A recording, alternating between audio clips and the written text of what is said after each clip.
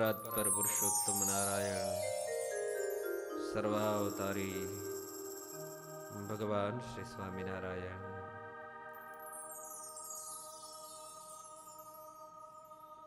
ગ્રંથના રચયતા મહાન સિદ્ધ મુક્ત શતાનંદ મહર્ષિ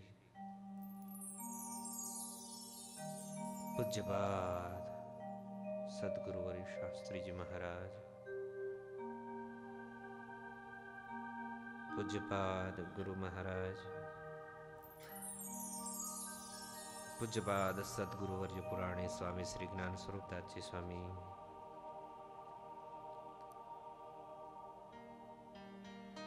સભામાં ઉપસ્થિત પૂજ્યપાદ જગત પ્રકાશદાસજી સ્વામી, પૂજ્યપાદ સિદ્ધ વલ્લભદાસજી સ્વામી, પૂજ્ય વાલા સંતો, વાલા હરિભક્તો, શ્રોતાજનો, વિદ્યાર્થીઓ બધાને જય સ્વામિનારાયણ.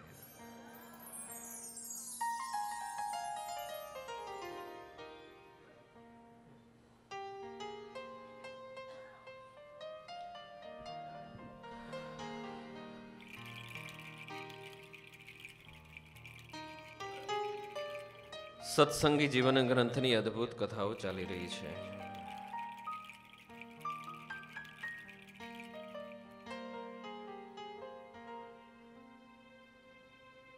શ્રીજી મહારાજ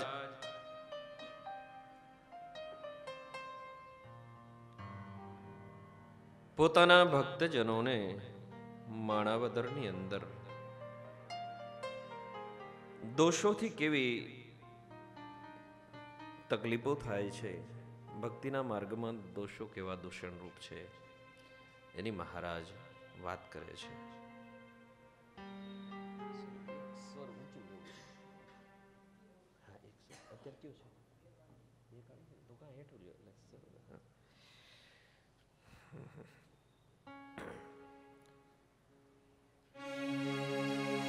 શ્રીજી મહારાજ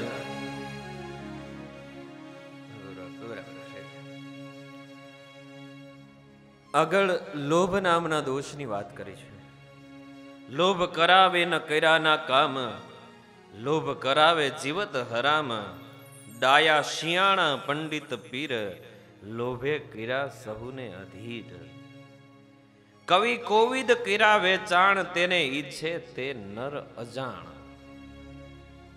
અજાણ શબ્દ વાપરો છે, મૂર્ખ નથી કીધો, પણ અજાણ, જેને જ્ઞાન નથી એટલે લોભાય છે. લોભાવા જેવો તો પરમાત્મા છે.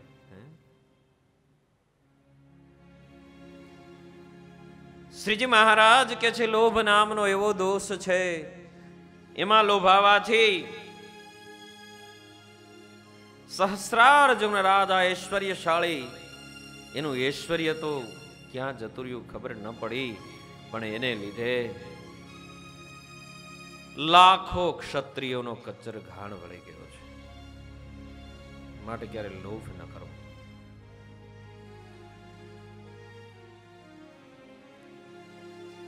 શ્રી હરિ આગળની વાત કરતા કે છે કે એવો જ બીજો દોષ કામ છે. આ વિશ્વની સૃષ્ટિ થઈ, એ સર્જન થયું, એ સર્જનના કરનારા બ્રહ્માજી એ પણ થોડાક ગાફલ રહ્યા, તો એને પણ હેરાન કર્યા છે. શ્રી હરિ કે છે જગત સષ્ટા પુરા બ્રહ્મા, સ્વાંગ જાતામ સરસ્વતીમ, રૂપ લાવન્ય સંપન્નામ, દ્રષ્ટવા ભૂતકામ વિહ્વલઃ.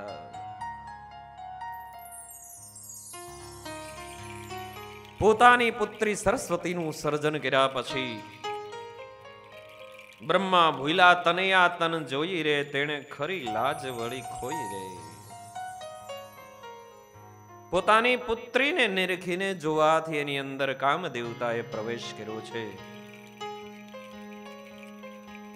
અને બ્રહ્માજી એને પોતાના પુત્રોએ ઠપકો આપ્યો કે પિતાજી તમે ક્યાં દોડી રહ્યા છો. અને બ્રહ્માજીએ એ ભાન થતા એ દેહનો ત્યાગ કરી દીધો. આ દશા બ્રહ્માજી જેવા જે બુદ્ધિના દેવ કહેવાય, જગતનો સ્રષ્ટા છે, એને પણ આ ગ્રહસ્થ જીવનના પારિવારિક પ્રસંગ આપેલો કયો છે કે ગ્રહસ્થ જીવન જીવનારા છે એને પણ અનેક મર્યાદાઓ છે. જો એ મર્યાદાઓ છોડશે તો જીવનની અંદરથી ભગવાનની ભક્તિ છે ક્યારે જતી રહેશે ખબર નહીં પડે.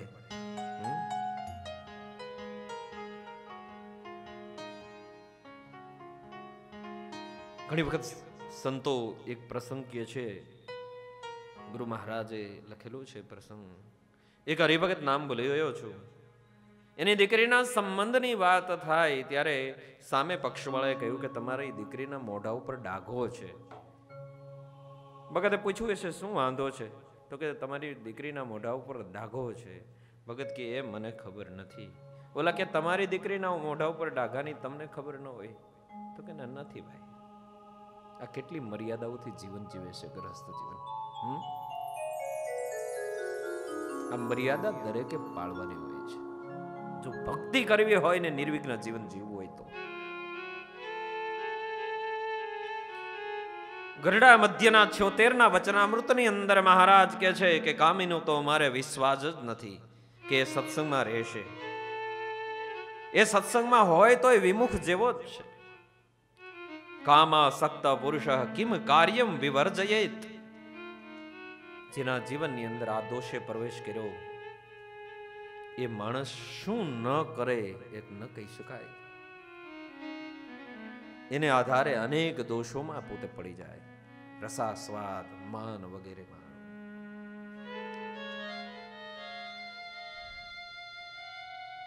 એક ગ્રહસ્થ જીવન માટેનું દ્રષ્ટાંત દીધું. હવે એક મહાન તપધર ઋષિનું દ્રષ્ટાંત આપે છે કે ભાઈ સાવધાન રહેવાની જરૂર છે. યમુનાના ધરાની અંદર 60,000 વર્ષ સુધી જેણે તપશ્ચર્યા કરી,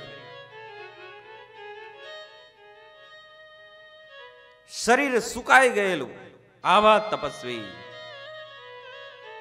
પણ જળચરોની સૃષ્ટિને જોતા, માછલાઓની સૃષ્ટિને જોતા એના મનની અંદર કામદેવતાએ પ્રવેશ કર્યો છે અને સંસાર માંડવાની ઈચ્છા થઈ છે. જળમાંથી બહાર નીકળી માંધાતા રાજાના રાજ્યમાં ગયા. માંધાતા રાજાને વાત કરી. માંધાતા રાજાને 50 દીકરીઓ હતી, કન્યાઓ હતી. વાત કરી છે કે મારે લગ્ન કરવા છે, સંસારમાં જવું છે, માટે તારી કોઈ પણ કન્યાના સાથે મારે લગ્ન કરી આપ. રાજા વિચારમાં પડી ગયો, આનું શરીર ડગમગે છે, સુકાઈ ગયેલું શરીર છે, મારી કન્યાઓ આની સાથે કેમ લગ્ન કરે? પણ આ તો ઋષિ છે એટલે એનું અપમાન ન કરાય. એટલે કોઈ ઋષિરાજ, મારા માણસોને મોકલું છું, અમારા રાણીવાસની અંદર કન્યાઓ છે, જે કન્યા આપની સાથે લગ્ન કરવા ઈચ્છે એની સાથે આપ લગ્ન કરો.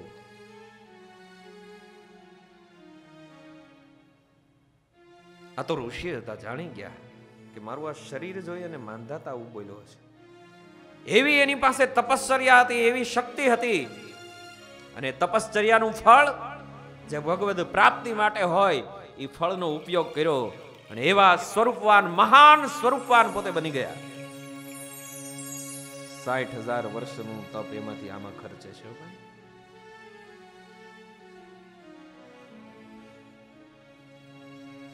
રાણીવાસમાં જાય તે 50 કન્યાઓને એના માણસોએ વાત કરી છે કે આ પિતાજીએ મોકલા છે, તમારે જો લગ્ન કરવાની ઈચ્છા હોય તો આની સાથે તમારા વ્યવસાય થાય અને ધામધૂમથી લગ્ન થાય. કોની ઈચ્છા છે? ત્યારે 50 કન્યાઓ મોહિત થઈ છે ઋષિમાં, અને 50 કન્યાઓએ વાત કરી છે અમારે બધાએ આવા મુનિ સાથે લગ્ન કરવા છે. લગ્ન થયા ધામધૂમથી, પણ વિચાર કરે આને રાખીશ ક્યાં? મારે તો ઘરે નથી, જળમાં રહ્યો છું અત્યાર સુધી, પાણીમાં બેઠો છું, તપશ્ચર્યા કરી છે. બાકીનું જે વધેલું તપ હતું એ તપનો પ્રયોગ કરી અને એવા જોરદાર મહેલો અને વૈભવો ઉત્પન્ન કર્યા છે.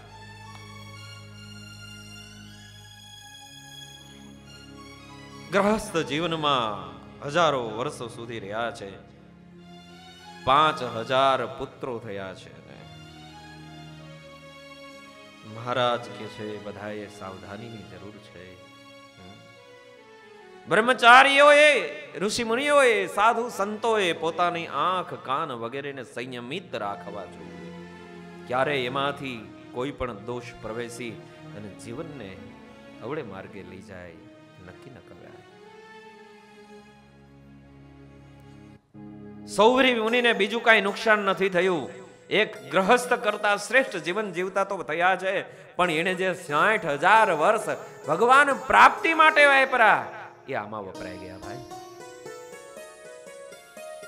ઝૂંપડામાં રહેનારને કઈ લાખો રૂપિયા લૂંટાવાની ચિંતા ન હોય, જે અબજોનો માલિક હોય ને એને ચિંતા કરવાની હોય ભાઈ. ભગવાનને માર્ગે ચાલેલા બ્રહ્મચારીઓ, ત્યાગીઓ અબજોના આસામી છે. હવે આ દુનિયાનો શ્રેષ્ઠ રાજા જેને કહી શકાય એવા મહારાજ ઇન્દ્રની વાત કરે છે. સ્વામિનારાયણ ભગવાન એક એકને સાવધાન કરે છે. દેવતાઓનો રાજા છે અને એ ઇન્દ્ર મહારાજ પોતાના વિમાનમાંથી જંગલની ઉપર પસાર થઈ રહ્યા છે અને એમાં પૃથ્વી ઉપર દ્રષ્ટિ કરે એ વખતે માં અહલ્યાજી નદીમાં સ્નાન કરવા ગયા. એ ગૌતમ મુનિના પત્ની મહાન તપસ્વી આ સંતો સાધુ મહાત્માઓ ઋષિઓ આની દ્રષ્ટિ પડતા મન બગડ્યું છે. ચંદ્રનો મદદ લઈ અને અહલ્યાના જીવનની અંદર બહુ મોટો વિક્ષેપ કર્યો. ઋષિ મુનિને ખબર પડી, ચંદ્રને શાપ આપ્યો, ઇન્દ્રને શાપ આપ્યો, એને લીધે શરીરની અંદર 1000 ભગ થયા અને અહલ્યાને શાપ આપ્યો કે તું ઋષિ પત્ની છો પણ તને ખબર ન પડી કે આ કોઈ અન્ય દેવતા છે. એને શાપ આપ્યો અને પથ્થર થઈ ગયા અહલ્યાજી. એક ઇન્દ્રની અસાવધાની, એની આંખોનો સંયમ એને ગુમાવ્યો તો એ ઇન્દ્રએ પોતાની જિંદગીને તો બગાડી, ચંદ્ર જેવા ચંદ્રને કલંક લગાડ્યો અને અહલ્યા જેવી શ્રેષ્ઠ ઋષિ પત્નીની જિંદગીને પથ્થર બનાવી દીધો. બહુ સાવધાનીની જરૂર છે.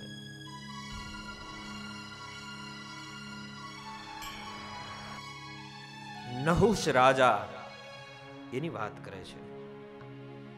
એ રાજા કેવો હતો? વિદ્યા તપો યોગ બલ પ્રાપ્ત ઇન્દ્ર પદમ સતુ ધર્મેન પાલિયા માસ ત્રિલોકીમ ધર્મ વત્સલ.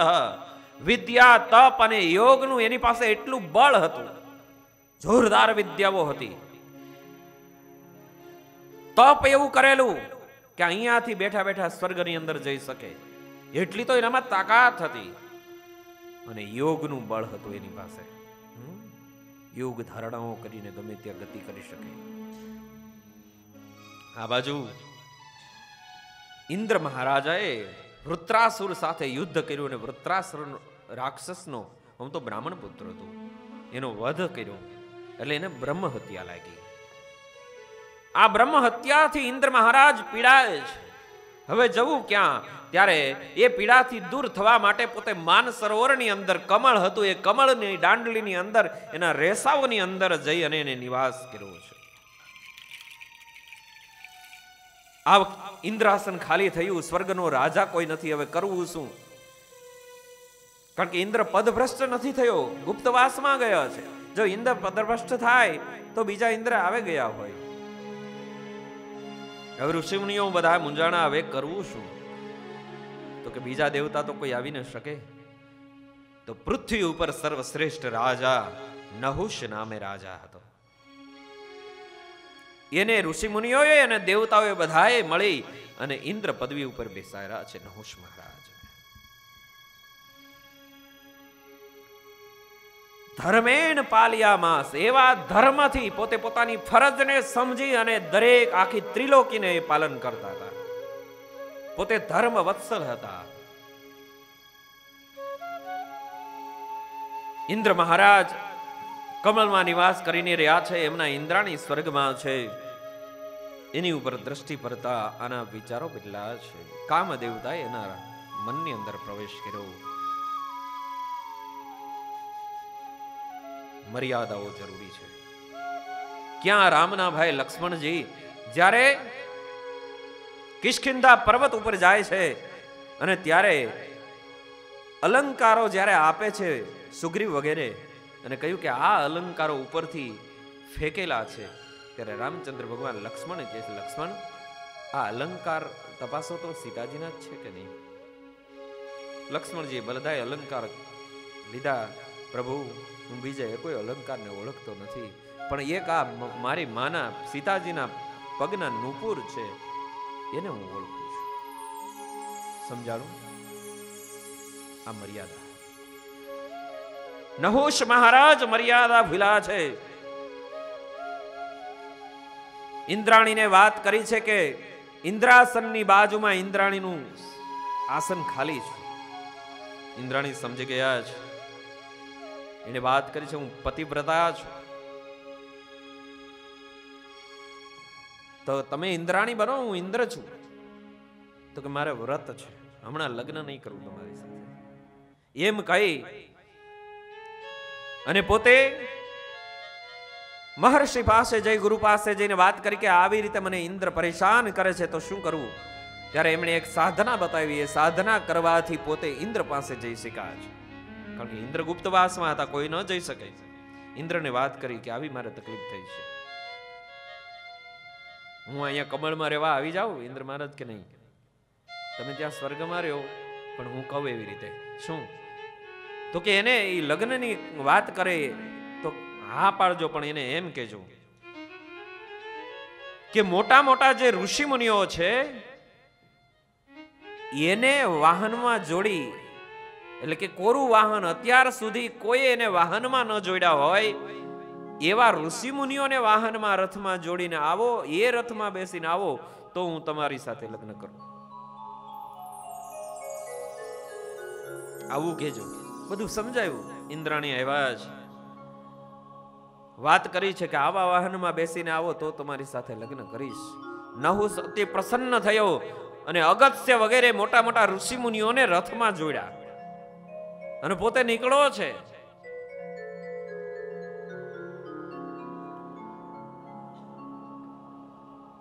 જાન જૂતી, પણ જાનમાં આજે અશ્વની જગ્યાએ ઋષિઓને જોડ્યા. અને પાછો એટલો ઉતાવળો થાય છે, ઝડપથી ચાલો, ઝડપથી ચાલો. અગત્ય મુનિ ધીમે ધીમે ચાલે છે. આ તો ભાઈ ભગવાનને ધારણ કરનારા, આને આવવાની શું પેલી હોય. અને પાછો એને આ જો કઈ જગ્યાએ એવો જોતો ખરા, જે ઋષિ મુનિઓના પગ પૂજવાના હોય અને એ ઋષિ મુનિઓ પાસે રથ ખેંચાવે છે.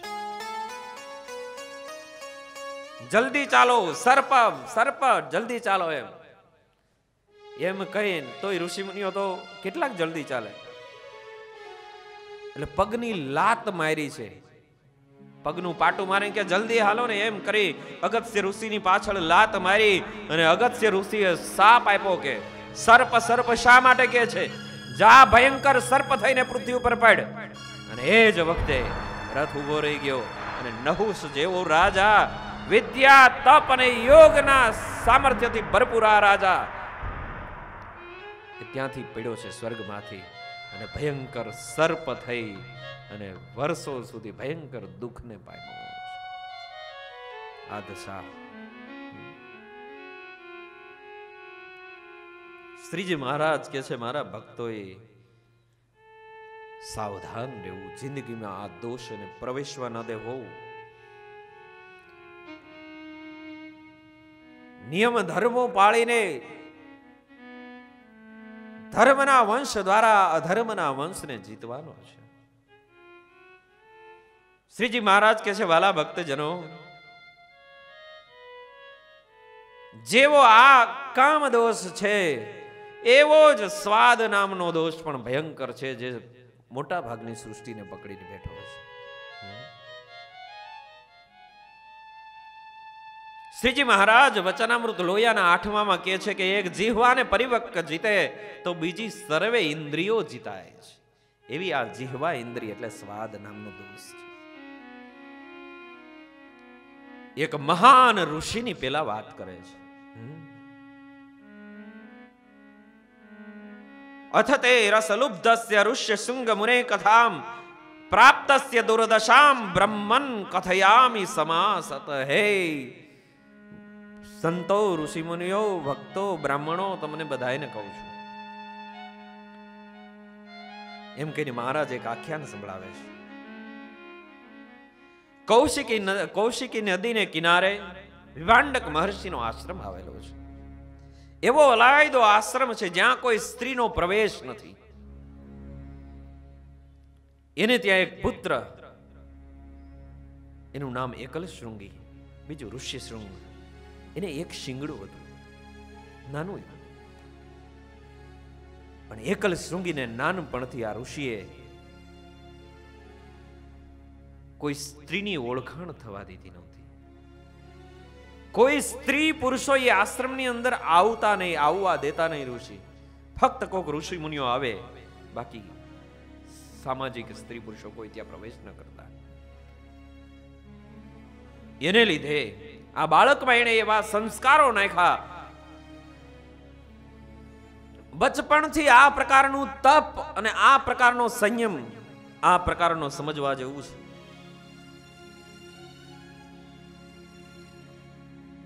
એને લીધે એનામાં એવું મહાન તેજ પ્રગટ્યું કે મોટા મોટા ઋષિ મુનિઓ પણ આને વંદન કરે, આને સન્માન આપે કે ઓહો, આપણા બધાથી શ્રેષ્ઠ છે.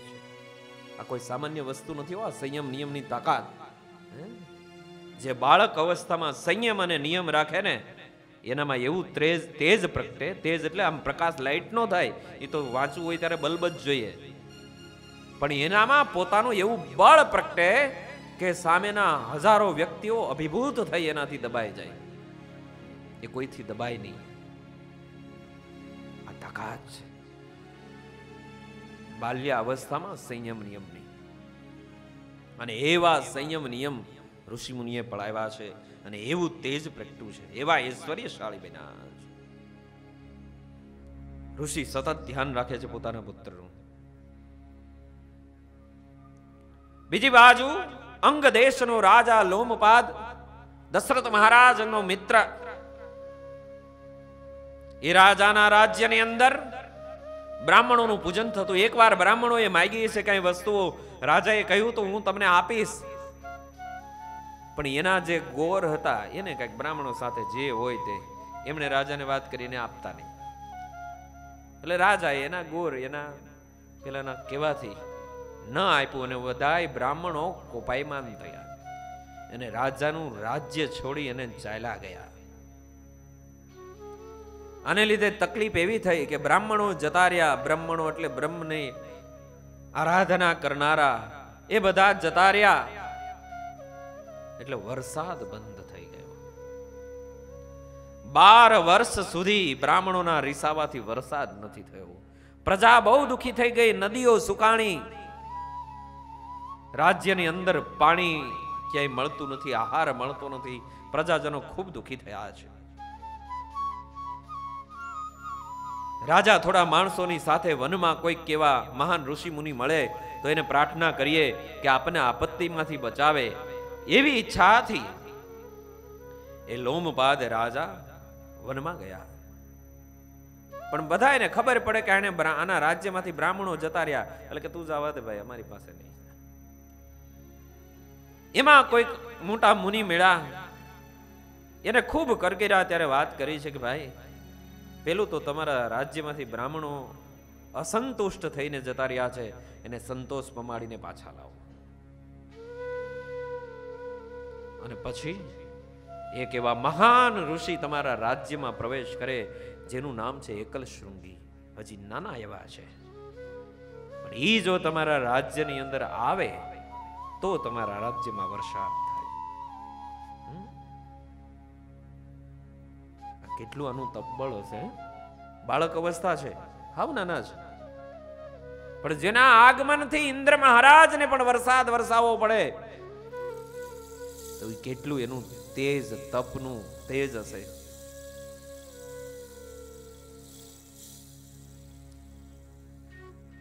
આ બાજુ બન્યું એવું, રાજ્યમાં વાત કરી કે એકલ શૃંગીને કોણ લાવે. બ્રાહ્મણોને તો સન્માન સાથે લઈ આવ્યા, ખૂબ સાચવા એટલે રાજી થયા ને રેવા પાછા આવી ગયા. પણ એકલ શૃંગીને કેમ લાવવા? કારણ કે એકલ શૃંગીને તો વિભાંડક જરાય પણ અળગા મૂકતા નથી. એને ક્યાંય જવા દેતા નથી. એ સ્ત્રી પુરુષોને કોઈને ઓળખતા નથી, અને એને ઓળખાણ ન થાય એટલા માટે ઋષિ ક્યાંય નથી એને લઈ જતા. પૂછ્યું એને કોણ લઈ આવશે? અને એ વખતે એક એના રાજ્યની ગાયિકા વૈશ્યા તૈયાર થઈ છે કે હું એને લઈ આવીશ. એને માટે મને સગવડતાઓ આપવી પડશે. રાજાએ કહ્યું જે જોઈએ સગવડતા લઈ જાઓ. કૌશિકી નદીના કિનારે ઋષિના આશ્રમથી ઘણે દૂર એક એને ડુપ્લિકેટ આશ્રમ બનાવ્યો. એવા સરસ કુંડાઓ ટીંગાડ્યા ને આન તેન બધું કરી અને એવો આશ્રમ ઉભો કર્યો. અનેક સેવકોને ત્યાં રાખેલા. એ બધા સેવકોને ગુપ્તચરોને વાત કરી, દરરોજ તમે તપાસ કરો વિભાંડક મુનિ ફળ ફૂલ લેવા માટે ક્યારે જાય છે, પાછા ક્યારે આવે છે, એ દરરોજનો નિત્યક્રમ જાણો. ઓલા છુપાઈને જાણે, નિત્યક્રમ જાણી લીધો. સારી હુડકી તૈયાર કરી એની અંદર સરસ મજાના મિષ્ટ રસવાળા ભોજન. ભોજનમાં રસવાળા ને રસ વગેરેના બે પ્રકારના ભોજન હોય. ગુલાબ જાંબુ છે એ રસવાળું કહેવાય, મોઢામાં મૂકે તો રસ મળે નીતરવા. અત્યારના આ બધા રસવાળા કહીએ તો ગુલાબ જાંબુ છે, રસગુલ્લા, રસમલાઈ, ચમચમ, આંતે જે કહેવાતું હોય, પણ એ બધા રસવાળા મિષ્ટાન કહેવાય. એ રસવાળા મિષ્ટાનો સાથે લીધા. એવા સરસ શરબત બનાવેલા. અત્યારના શરબત આ તો જે કઈ કે ને કેમિકલથી બનેલા એ તો એની કઈ ગણતરીમાં ન આવે. એવા શરબતો એ જમાનામાં બનતા. એ શરબતો તૈયાર કર્યા. હુડકું ચલાવતા ચલાવતા મહિલા આવી છે. બરોબર વિભાંડક ઋષિ જંગલમાં ગયા. ખબર કે કલાક બે કલાક પછી ઋષિ આવશે. આશ્રમમાં ગયા. આ ગઈ છે મહિલા, સાથે કોઈ બીજાને લીધા નથી. એની સાથે મિષ્ટ ભોજનો ને આ બધું લીધું છે. એને ખબર છે ઋષિ શૃંગ એકલા છે, એને કેટલું જોઈએ એટલું લીધું. ઋષિ શૃંગ તો કોઈ ઓળખતા નહોતા, અને મહિલા કહેવાય કે પુરુષ કહેવાય આ કોણ છે એ તો ઋષિ મુનિઓને ઓળખતા હતા. આ મહિલા આવી એટલે આને એમ થયું ઓહો કોક બહુ મોટા ઋષિ આવ્યા. એને સ્વાગત કર્યું, ઋષિ મુનિ પધારો. આસન નાખી દીધું. એને ત્યાં તો હું આસન દર્ભનું આસન હતું, આસન નાખી દીધું. મહાત્માજી તમે પધાર્યા અમારે આશ્રમે, સારું થયું. મારા પિતાજી બહાર ગયા છે, આવે ત્યાં સુધી આપ બિરાજો. બોલી બેસી ગઈ. ત્યાં પાણી ભરીને લાવ્યા કે આલ્યો તમે આ જળ પીવો. જળ જોયું તો કે તમારા આશ્રમમાં આવું હાવ જળ થાય છે? અમારા આશ્રમનું જળ પીવું છે? આને તો બિચારા કોઈ દી શરબત તો શું એ તો ખબર જ નહોતી. શરબત થોડુંક પાયું ને બહુ મીઠું લાગ્યું. એ આવું સરસ થાય તમારા આશ્રમમાં જળ? હા, અમારા આશ્રમમાં તો આનાથી સારું થાય. અમારે ત્યાં બહુ જળ મીઠું, જળ એટલે પાણી બહુ મીઠું હોય. કોઠા બોરા લાવ્યા. કોઠા બોરા એટલે ત્યાં બોર ને કોઠા ના હાથે જે કઈ વનફળ હોય થોડા ઘણા સુકાઈ ગયેલા એ વસ્તુ દરરોજ જમતા. એ આપ્યા. એને જોયું કે ઓહો આવું તમારા આશ્રમમાં? અમારા આશ્રમની અંદર તો એટલા સરસ ફળ થાય છે, હું સાથે લાવ્યો છું. નાટક કરે છે ઋષિ છે એમ. મને પૂછ્યું તું તમે ક્યાંથી આવો છો, ક્યાં તમારો આશ્રમ છે, એ જ પૂછવાનું હોય ઋષિ મુનિઓને. તો એકરસુંગે પૂછ્યું તો કે મારો અહીંથી 12 કોસ દૂર આશ્રમ છે, અને એ આશ્રમ એવો છે કે નાવ વિના ત્યાં પહોંચી ન શકાય. હુડકામાં બેસીને જો આ સામે નાવ પડી. આવું બધું સમજાવેલું. આ બિચારા ઋષિ શૃંગ નાના એવા સરસ મજાના મિષ્ટ રસ વાળા ભોજનો આપ્યા. ઋષિ શૃંગે ખાધા અને એટલી મજા આવી. ઓહો એટલા સરસ ફળ થાય. હા, એક પછી એક આવા સરસ સરસ મિષ્ટાનો જમાડતી ગઈ. અને એ મિષ્ટાન જમવાથી બનાવેલા કોના હતા? ક્યાંથી આવ્યા હતા? વિષય જીવોના બનાવેલા અન્ન,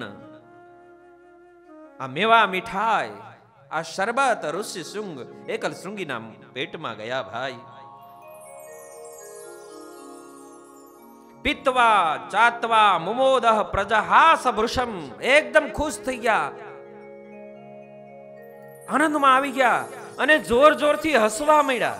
એવું લખેલું છે, પ્રજહાસ ભૃશમ, ખૂબ જોરથી હસવા માંડ્યા. ઓહો, હા, મજા પડી ગઈ, બહુ મજા આવી. ઓહો, અત્યાર સુધી શાંત ચિત્ત હતું, એકદમ મોટા સરોવર જેવું શાંત ચિત્ત અને એકદમ વિહવળ ચિત્ત બન્યું. ઘણા કે ને આમાં છોકરાઓ એટલા અશાંત મળે, એટલા ઓલા છે. ઓય ભાઈ, કાયમીના ખોરાકની મનની બધી અસરો લીધે ખૂબ આનંદિત થયા છે. રસાસ્વાદથી હેત બંધાઈ ગયું કે આ ઋષિ બહુ સરસ, હે મને તમારા આશ્રમે લઈ જશો? હા હા, લઈ જઈશ એમ કરીને ગળે લગાડ્યા. ખૂબ હેત વાલથી એને વારંવાર એને કીધું, જો જેટલા ખાવો એટલા આપીશ, પણ મને લઈ જાઓ તમારા આશ્રમે, મને તો બહુ મજા આવી આમાં, લઈ જાઓ તમારા આશ્રમે. તો કે ના, જો અત્યારે તમે ખમો, હું અગ્નિહોત્રી ઋષિ છું, મારો અગ્નિહોત્રનો ટાઈમ થઈ ગયો છે, હું જાઉં છું. ખબર પડી ગઈ કે હમણાં હવે ટાઈમ નથી, હમણાં વિભાંડક ઋષિ આવશે. ઓલો બેરું કરવાના ઇન્જેક્શન નો પાવર આપ્યો હોય ને ડોક્ટર હોય, ખબર હોય કે હવે જલ્દી ઓપરેશન પૂરું કરવું પડશે, નહીં તો પાવર જશે તો ઉપાધિ જશે. નીકળી ગઈ.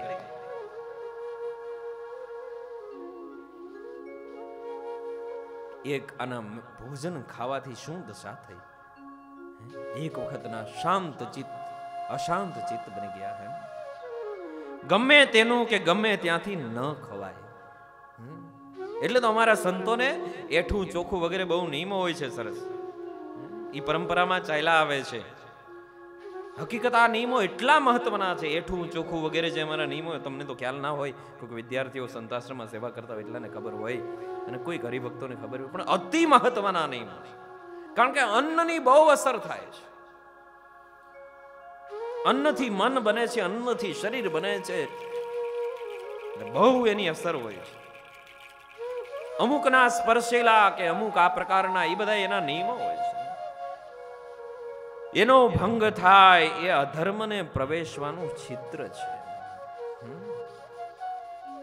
આપણા એ અમારા જૂના સંતો એ મહાન અનુભૂત સંતો હતા. એને સૂક્ષ્મ અનુભવો થયેલા, એને આધારે સંતોએ આ નિયમોની પરંપરા આપી છે. એ લોકો કોઈ જડ નહોતા, ભગવાનને પામેલા એ મહાપુરુષો હતા.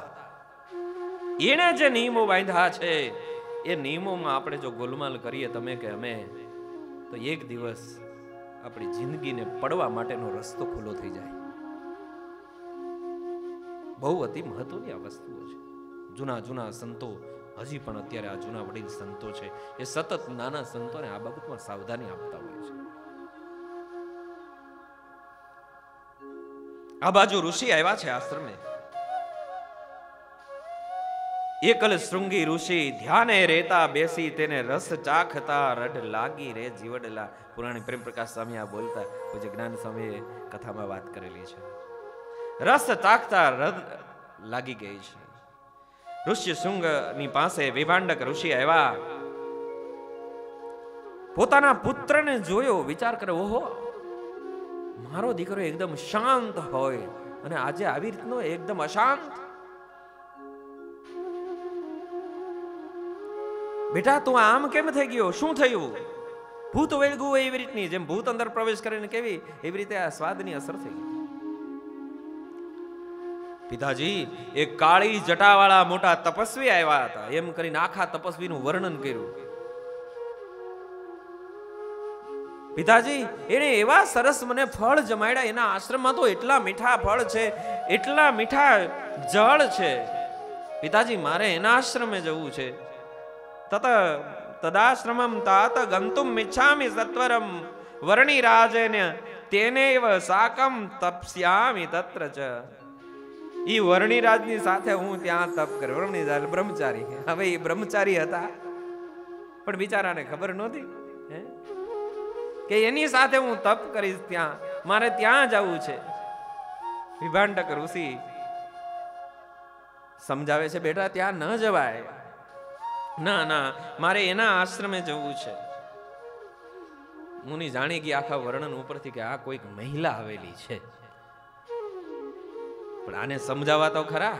એટલે કહે છે, જો બેટા, અત્યારે છે ને જંગલમાં રાક્ષસ ફરતા હોય, અને એ રાક્ષસ કેવા હોય તને ખબર છે? સરંત્યત્રેતિ તંબેદે રાક્ષસમ મુનિ ભક્ષકમ. ઈ આપણા જેવા મુનિઓને ખાઈ જાય એવા હોય. જાણતા હતા? એટલે કે ઈ રાક્ષસ આપણા જેવા મુનિઓને ખાઈ જાય, માટે બેટા ત્યાં ન જવાય, એનો વિશ્વાસ ન કરાય. પણ ઋષિ શૃંગ એને તો રસ લાગ્યો હતો ભાઈ, સ્વાદ ખેંચતો હતો. એટલે જે ખરા ભક્તો હોય ને, એ બને ત્યાં સુધી બહુ સ્વાદમાં રસ નો લે. ગુરુ મહારાજ એક વાત કરેલી છે. એક સંત જૂના સાધુ બહુ ભજનીક આઈસ્ક્રીમ બનાવ્યો બધાએ સંતોએ ભેગા થઈને, અને આઈસ્ક્રીમ કે સ્વામી ઠાકોરજીને ધરાવ્યો છે, તમે થોડોક લ્યો. સ્વામી કે આઈસ્ક્રીમ એટલે શું હોય? તો કે સ્વામી આ દૂધને આવી રીતે બને, થોડુંક લ્યો. સ્વામી કે નહીં. અરે સ્વામી કઈ તકલીફ છે? ના ના, પણ નહીં, હવે અત્યાર સુધી આ સ્વાદ નાખ્યો નથી, તો આ નવો સ્વાદ શા માટે નાખો? અત્યાર સુધી સ્વાદ નાખ્યો નથી, તો આ નવો સ્વાદ શા માટે નાખવો? બહુ મહત્વની વસ્તુ છે. ભગવાનનું ભજન કરવું હોય એને થોડોક તો આવો સંયમ રાખવો જોઈએ. ભલે ભોજન લઈએ, પણ નવી નવી વસ્તુની સતત ઈચ્છાઓ ક્યારેક એમાં બાંધી દે, આપણને કેમ ખબર પડે? અત્યારના સમયમાં તો એટલા બધા નવા નવા સંશોધનો થયા છે ભાઈ, એટલા ફાસ્ટ ફૂડો ને એટલા ઓલા નાન તે. ભગવાનના ભક્તોએ બસ ભગવાનને ધરાવેલું ઘરમાં બનતું હોય એ જમાય, જ્યાં ત્યાં આપણે જમવા ન જવાય. ભક્તિ કરવી હોય તો. બાકી તો પુનરપી જનનમ પુનરપી મરણમ પુનરપી જનની જઠરે શયનમ, એ તો ચાલુ જ છે. એ કઈ અટકવાનું નથી.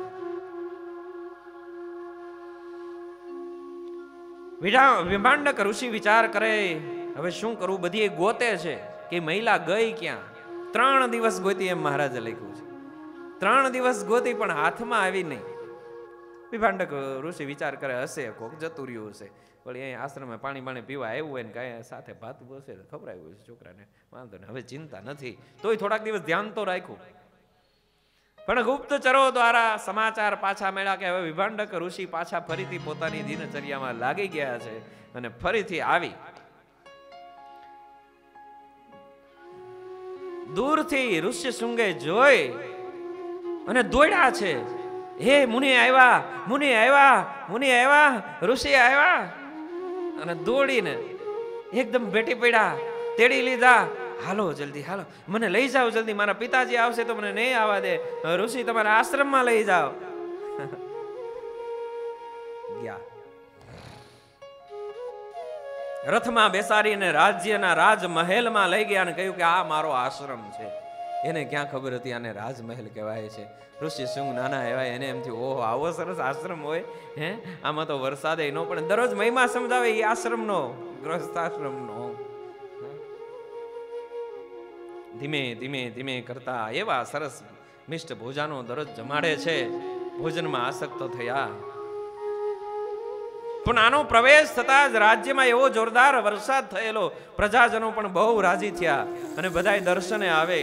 એમ કરતા કરતા મોટા થયા છે અને એના રાજકુંવરી સાથે લગ્ન થયા અને ગ્રહસ્થ જીવન જીવતા થઈ ગયા છે. ક્યાંથી શરૂઆત થઈ? સ્વાદમાંથી. મહારાજ કે છે સ્વાદ એટલો ભયંકર દોષ છે.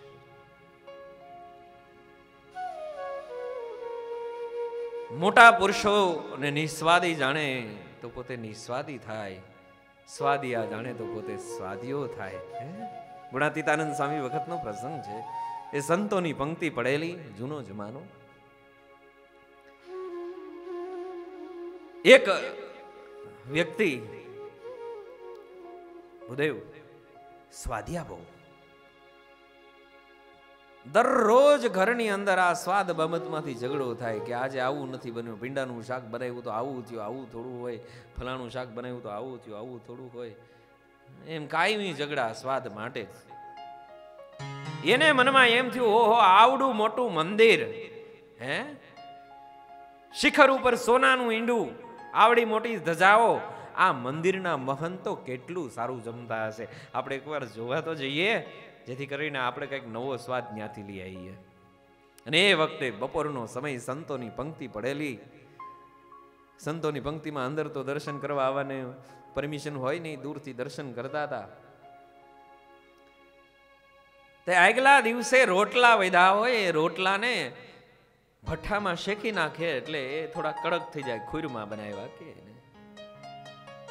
પેલા એ કડક રોટલા કાલના વધ્યા હોય એ પીરસાઈ જાય, પછી નવા રોટલા ને બધું પીરસાય. એટલે આગળ દૂર ગુણાતીતાનંદ સ્વામી વગેરે સંતો પેલા વડીલો બેઠા હોય, પછી નાના નાના નાના થતા છેલ્લે હાવ પાર્ષદો બેઠા હોય. પીરસાતા પીરસાતા આવ્યા, એટલે ઓલો પત્તર અમારે લાકડાના પાત્ર હોય જમવામાં, એની અંદર નાખે એટલે એક તો લાકડું અને આ લાકડા જેવો રોટલો બે સાથે ભટકાય એટલે ખડક અવાજ થાય.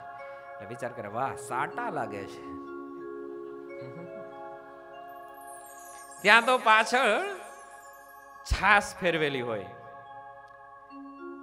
ખાટી ઓછી જોઈએ, બહુ મોડી હોય તો જાજી જોઈએ, એટલે ખાટી છાસ, એ ખાટી છાસ પીરસાતી આવી. વિચાર કરે, ઓહો વાહ દૂધપાક આવતો લાગે છે, સરસ હો, સાટા આવડા મોટા સાટા અને દૂધપાક. પણ પીરસાતા પીરસાતા પાર્ષદો જ્યાં બેઠા હતા ત્યાં આવ્યું ત્યારે ખબર પડી, લે આ તો બડા રોટલા છે, અને પાછું સુકાઈ ગયેલા રોટલા ને આ તો ખાટી છાસ ગંધાય ને, ખાટી છાસ. અત્યારે ઘણા પ્રયોગ કરે છે, ખેતરના શેઢે નાખે તો ઓલા ભૂંડડા નથી આવતા.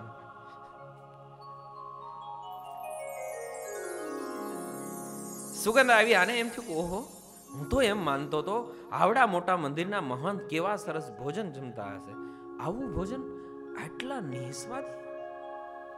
એને ગુણ આવ્યો સંતોનો, એના જીવનમાંથી સ્વાદ નામનો દોષ જતો રહ્યો.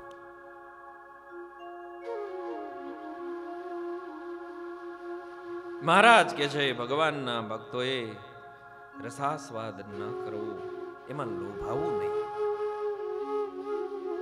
ત્યાર પછીનો એક દોષ સ્નેહ નામનો દોષ છે. એની ઘણી કથાઓ છે, પણ એ કથાઓ આપણે આવતીકાલે લેવી છે.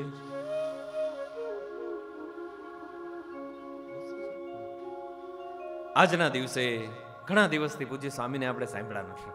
આજના દિવસે થોડા સ્વામીના આશીર્વાદ મળે, સ્વામીના મુખેથી કથા સાંભળી. વર્ષો સુધી પૂજ્ય શાસ્ત્રીજી મહારાજને રાજી કરવા માટે પૂજ્યપાદ જ્ઞાન સ્વરૂપદાસજી સ્વામીએ વર્ષો સુધી કથાઓ કરી છે. સ્વામી નાના હતા ત્યારે શાસ્ત્રીજી મહારાજ સ્વામીને સાથે આફ્રિકા લઈ ગયા. ત્યાંના હરિભક્તો વિચાર કરે, આવડા નાના નાના 4 સાધુ છે અને એક વૃદ્ધ સંત છે, તો શું વાતો કરશે. પણ વાતો સાંભળી સ્વામીએ ઘણા બધા વચનામૃતો કંઠે કરેલા, અને વચનામૃતો સાંભળીને વાતો સાંભળીને હરિભક્તો એટલા રાજી થયા. પૂજ્ય ગુરુના આશીર્વાદ, હરિભક્તોના આશીર્વાદ, સારા એ સંપ્રદાયની ભાવનાઓ એને લીધે સ્વામીની કથા વાર્તા સાંભળવામાં અમારા સંતો પણ કે એની જ કથા સ્વામીની બીજી વાર સાંભળીએ, ત્રીજી વાર સાંભળીએ, ચોથી વાર સાંભળીએ તો એ સાંભળવાનું મન જ થાય. તો આવા પૂજ્ય સ્વામીની કથાઓનું શ્રવણ અત્યારે થોડી વાર માટે પૂજ્ય સ્વામી આશીર્વાદ આપશે. આગળની જે કથાઓ છે એ હવે આવતીકાલે લેશું. બોલો સ્વામિનારાયણ ભગવાન કી જય.